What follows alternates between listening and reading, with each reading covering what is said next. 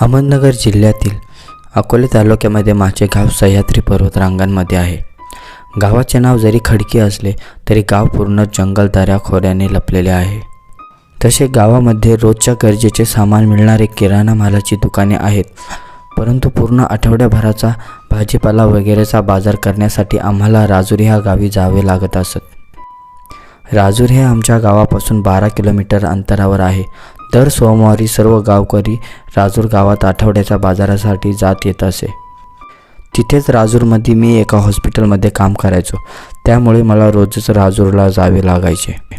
राजूर गाव लागण्याआधीच 2 किलोमीटरच्या अंतरावरती एक घाट लागत असे।